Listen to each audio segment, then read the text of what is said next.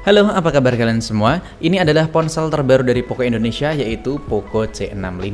Ponsel ini jadi ponsel andalan buat sekarang ini dengan harga yang sangat terjangkau banget.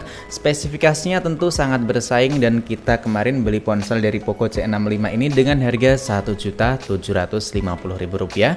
Tentunya buat varian tertingginya yaitu 8/256 GB. Dan nggak perlu berlama-lama, langsung aja kita pindah ke meja reviewnya. Oke, ini buat tampilan boxnya dari Poco C65. Kelihatan simple layaknya ponsel dari Poco lainnya, pakai box dengan warna dasar kuning, kemudian ada branding Poco C65 kayak gini. Dan saya ulangi lagi, ini kita kemarin beli sendiri ya, ikutan flash sale dengan harga Rp1.750.000. Dan varian yang kita beli ini adalah buat varian tertingginya yaitu 8/256 GB.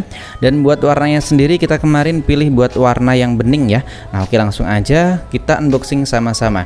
Jadi yang saya suka kalau kita belinya di Poco nih ya, ini ada sealnya, ada pengaman di bagian sisi kanan kiri kayak gini, jadi makin kerasa aman lah, nggak takut ponsel repack. Apalagi kalau kalian tuh belinya bukan di tempat official, itu hati-hati banget karena sekarang tuh cukup banyak juga yang masih nakal kayak gitu. Oke ya, langsung aja kita lihat sama-sama apa aja isi dalam paket penjualannya. Oke, kita unboxing terlebih dahulu. Isi dalam paket penjualan tentu kita mendapatkan ponsel dari Poco C65, dan isinya kita dapat SIM ejector, manual boot beserta stiker, kabel USB Type-C, lalu adapter charger sebesar 18 watt. Jadi dalam paket penjualannya kita dapat ini doang. Kita nggak dapat bonus soft case ataupun hard case di ponsel Poco C65.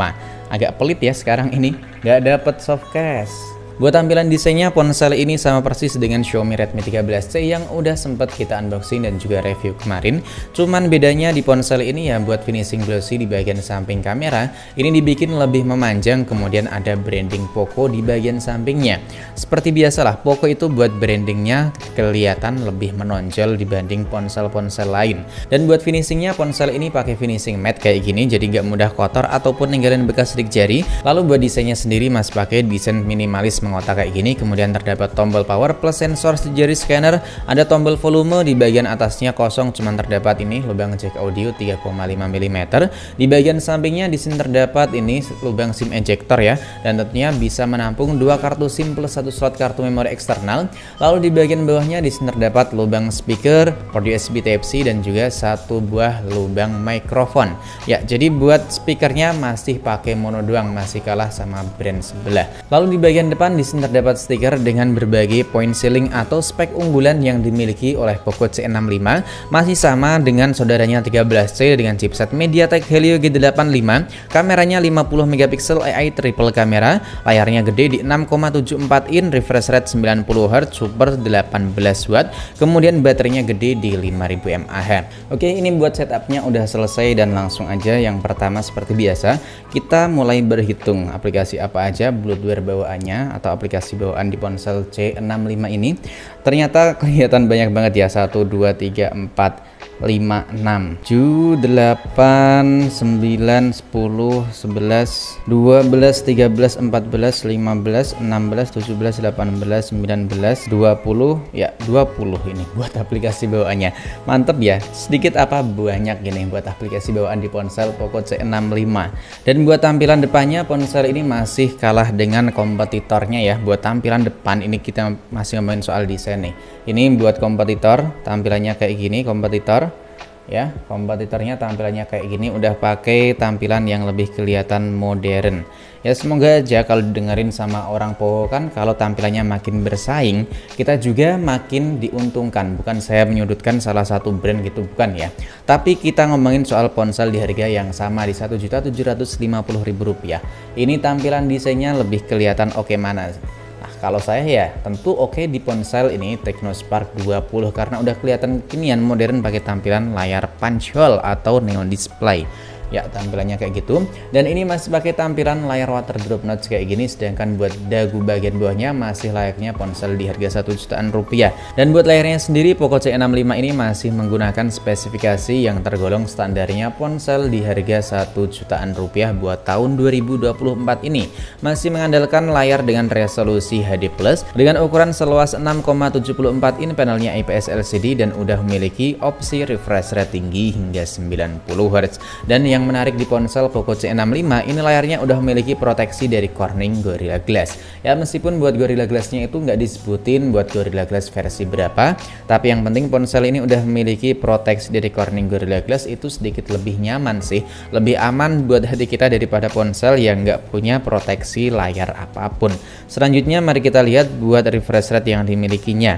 Nah tadi kan keterangannya 90 Hz. Nah ini mantap nih, ada fitur default atau otomatis, dan ini buat custom tentu bisa kita pilih di 90 Hz. Kita aktifin aja buat refresh rate di 90 Hz. Kemudian kita lihat di bagian pengaturan, lalu kita cek buat memorinya yang udah kepake waktu pertama kali kita hidupin di ponsel Poco C65.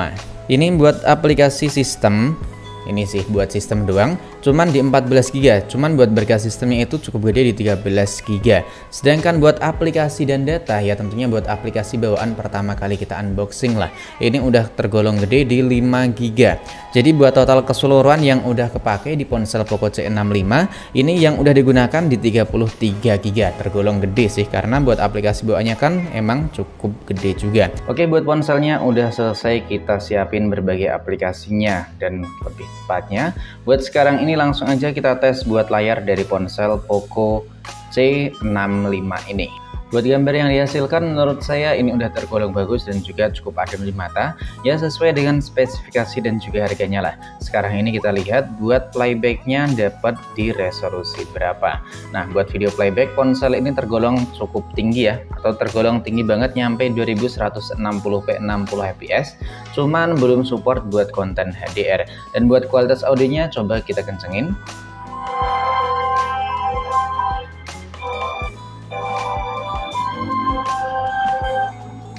Buat kualitas audionya masih kerasa biasa aja karena masih menggunakan mono speaker doang buat speaker atau audio dari ponsel Poco C65 ini.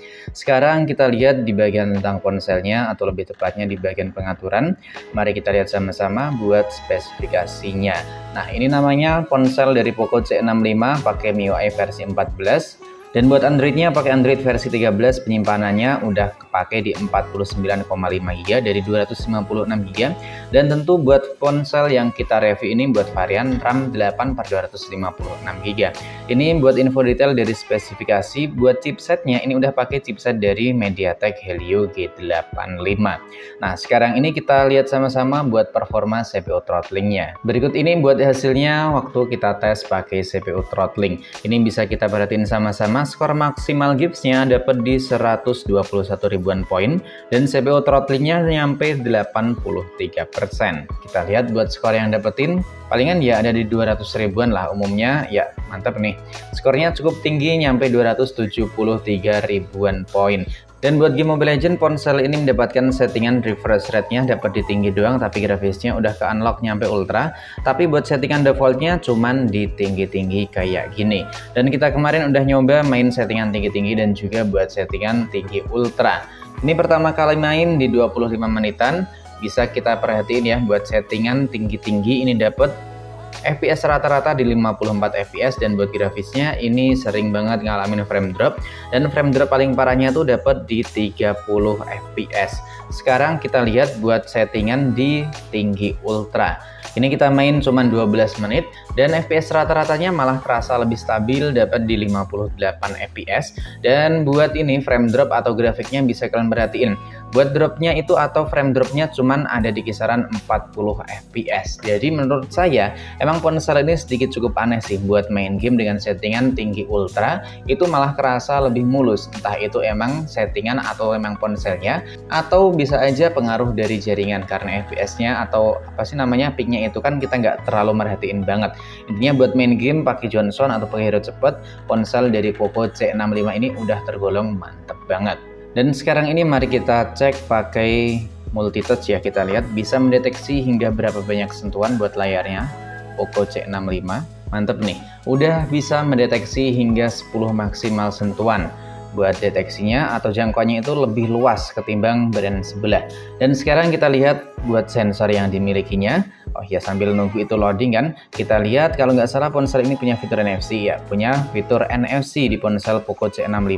Dan kita lihat sensor lainnya ternyata ada sensor magnetik, tapi buat sensor giroskopnya absen di ponsel Poco C65. Sangat disayangkan ya. Buat sensor orientasi dan juga sensor cahaya masih tetap ada. Jadi buat kalian para driver atau yang suka ngandalin map buat bepergian, ponsel dari Poco C65 ini masih tergolong worth it karena buat sensor orientasinya tetap hadir.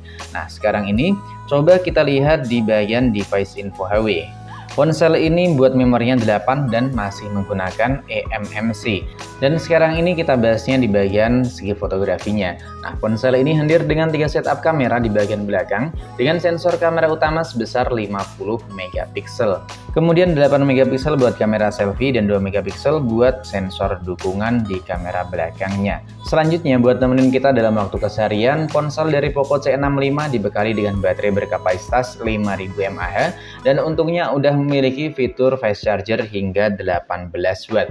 Jadi menurut saya buat spesifikasinya itu bisa tergolong hampir memadai, atau lebih tepatnya bisa tergolong hampir komplit. Cuman yang cukup disayangkan ponsel ini nggak ada sensor giroskop, kemudian masih pakai mono speaker. Harusnya sih pakai dual speaker biar makin kerasa buat persaingan dengan kompetitor. Dan buat kalian yang masih penasaran, mau tanya-tanya atau request, coba kalian drop aja pendapat kritik sarannya di kolom komentar. Sampai di sini dulu buat video kali ini, sampai jumpa lagi di video selanjutnya.